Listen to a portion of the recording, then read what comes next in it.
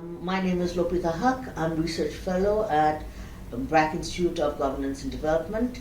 I led a study on Adolescent Voice and Agency, and particularly in relation to use of internet and mobile phones. The reason we looked into this issue is because of a larger, much wider study called Gender and Adolescents, Global Evidence, which is a 9-year research program being conducted in different countries, and BIGD is implementing the Bangladesh portion of that study.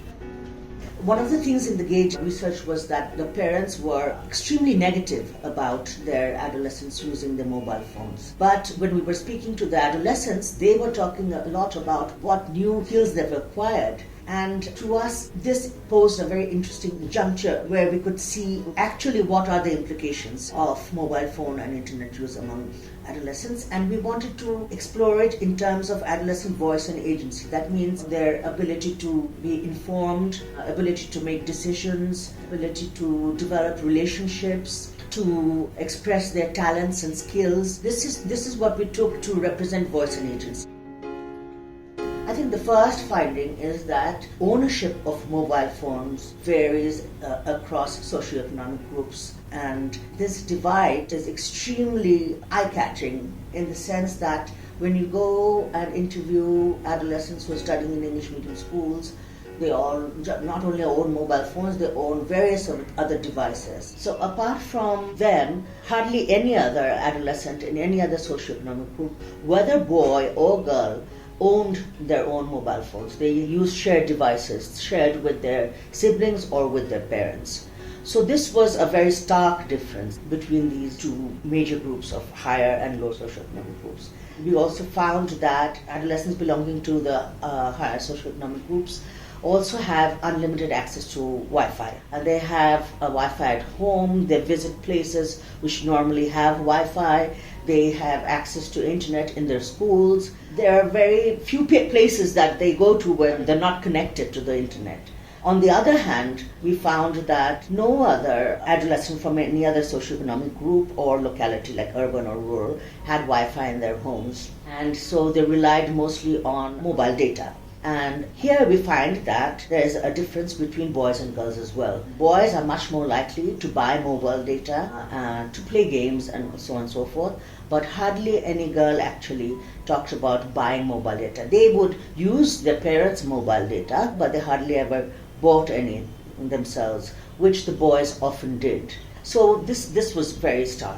If I talk about a second important finding is that, yes, whereas ownership is very different, it varies, access to mobile phone is fairly equitable. So basically, girls and boys both have access to mobile phones, but there is a difference in terms of the time that adolescents spend on the mobile phone. Whereas we find that in the case of middle or low income groups in urban cities or in the rural areas, we find that the time that they spent is snatched time, in the sense that, parents come back from work and so they'll take their phones for like 10 minutes, 15 minutes, 20 minutes, play on it for a bit, and then give it back.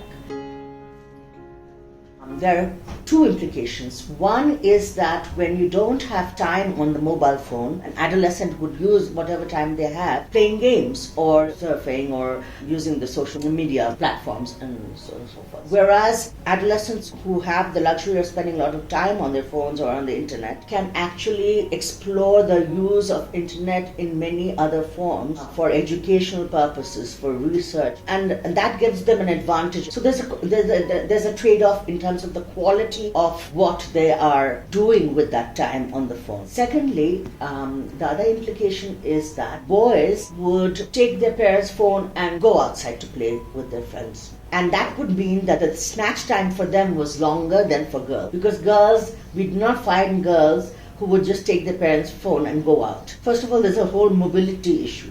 And there's also the normative issue. Girls would not do that, but boys would. And that, along with the fact that boys also spent their money, whatever money they saved from lunch and things like that, on mobile data, meant that boys could spend more time on their mobile phone compared to girls.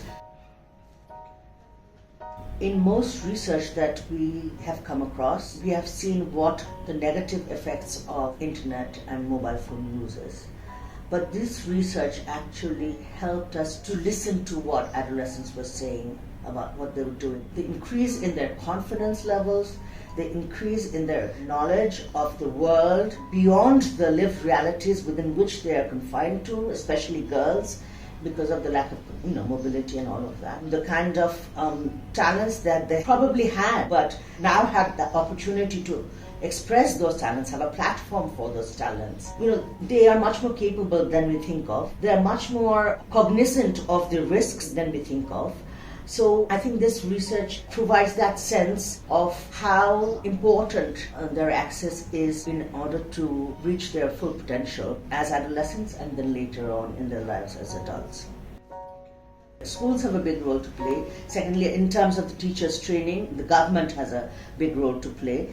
And government should have some monitoring mechanisms by which they can actually see that all the provisions that they have, the resources that they've given to schools, how they're being utilized, and what other kinds of training the teachers need in order to maximize the use of these resources by the students. And of course, there also needs to be a shift in parents' attitudes. First of all, that the internet is not just about Facebook, but it has all these different scope for capacity building of their adolescent children, and not simply use it to build romance, which is not bad in itself.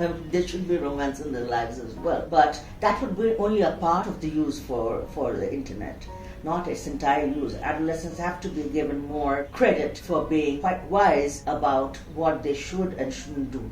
And perhaps parents should maybe give them the education of what is right and wrong, but allow the adolescents to make mistakes, but explore nonetheless, because unless they explore, they cannot grow.